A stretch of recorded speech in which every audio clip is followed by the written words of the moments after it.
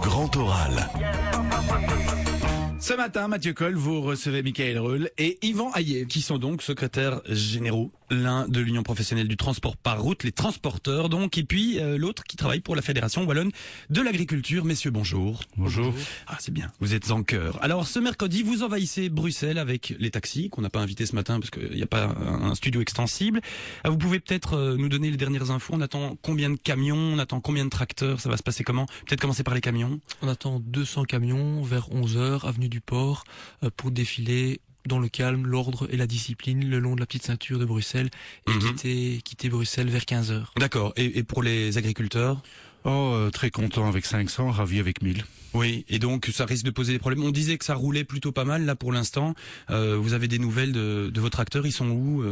J'ai eu tous les responsables de colonne hier en fin de journée et donc l'instruction donnée était très claire, ne pas empêcher la circulation, rouler si possible en file indienne, mais toujours laisser une bande pour les usagers de la route libre. D'accord, et donc les endroits à éviter, on le dit depuis ce matin, ce sera la petite ceinture tout à l'heure, le Pentagone en général et les abords du rond-point Schumann du cinquantenaire pour les tracteurs qui stationneront. C'est une impression de déjà vu pour les transporteurs. On se rappelle en 2000 de Bruxelles bloquée par les camions. Le problème était le même à la base. On parlait du prix des carburants. Cette année, c'est la même chose. Est-ce qu'on peut s'attendre à avoir Bruxelles bloquée dans les prochains jours et même aujourd'hui? Ce n'est absolument pas notre objectif, loin de là. Il faut quand même souligner que la différence est grande entre 2000 et 2008. En 2000, il y avait un problème de taxation. En 2008, il y a un problème de produits de base. Donc les solutions sont évidemment différentes et nos revendications aujourd'hui ne sont pas celles de 2000. Donc je pense qu'il faut bien distinguer les deux scénarios et ce qui s'est passé en 2000 ne doit en principe pas se reproduire aujourd'hui. C'est-à-dire qu'en 2000, le gouvernement pouvait y faire quelque chose et cette année pas, c'est ça?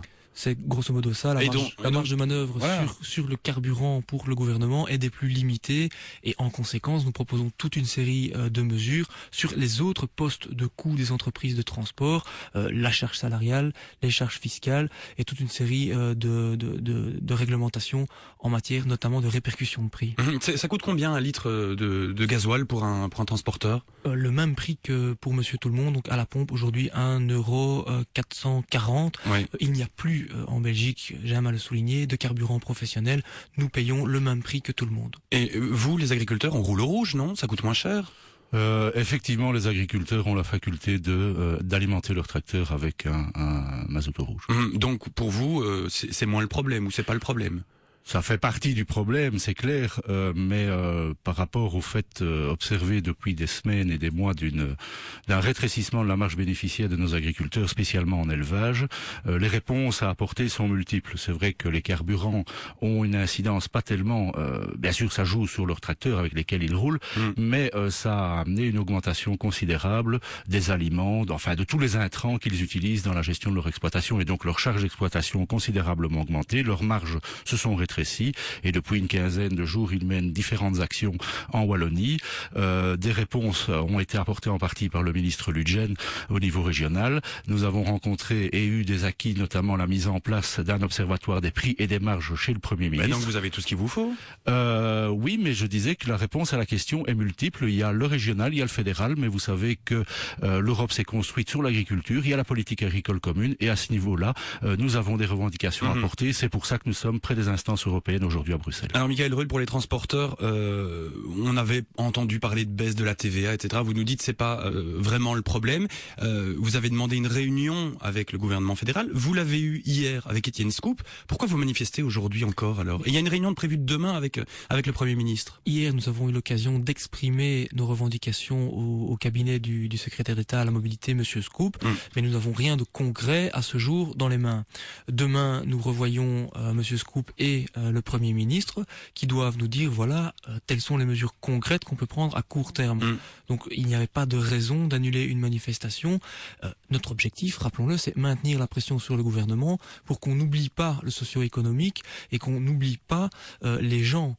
Pourquoi nous manifestons? Mais parce qu'on a un problème de répercussion des prix, mais cette répercussion elle va avoir lieu sur le consommateur final au bout de chaîne. Donc pourquoi on se bat, c'est également pour monsieur et madame tout le monde, pour éviter que la totalité de la hausse du carburant se retrouve au final dans le prix des biens dans les grandes surfaces.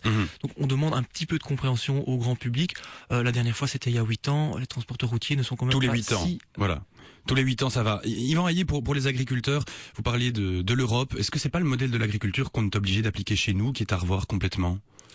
Il y a certainement une réflexion globale à mener sur ce que la société européenne attend de son agriculture européenne. Mais pour l'heure, nous avons depuis de nombreuses années vécu dans un régime où des outils de gestion permettaient une certaine stabilité des prix, ce qui évidemment est revendiqué par nos agriculteurs, mais qui profitait également, je dirais, aux consommateurs européens. La politique ultralibérale prônée et menée par la commissaire Fischer-Boel tend à démanteler tous ces outils de gestion et nous craignons évidemment à l'avenir des fluctuations de prix incessantes avec des amplitudes très grandes qui ne seront certainement pas profitables à la sérénité du secteur ni aux consommateurs. J'ai un petit truc à vous demander tous les deux. Vous êtes dans Bruxelles aujourd'hui, très visible. Il y a toutes les caméras du monde qui seront sur vous, ou presque.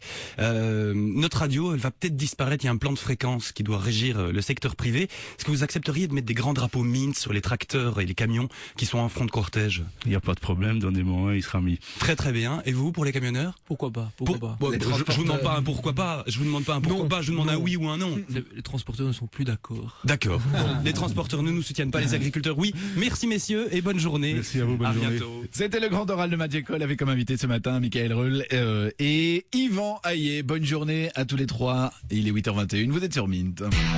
Si vous voulez revoir cette interview, rendez-vous d'ici quelques minutes sur mint.be. Mint.be. La radio pop rock.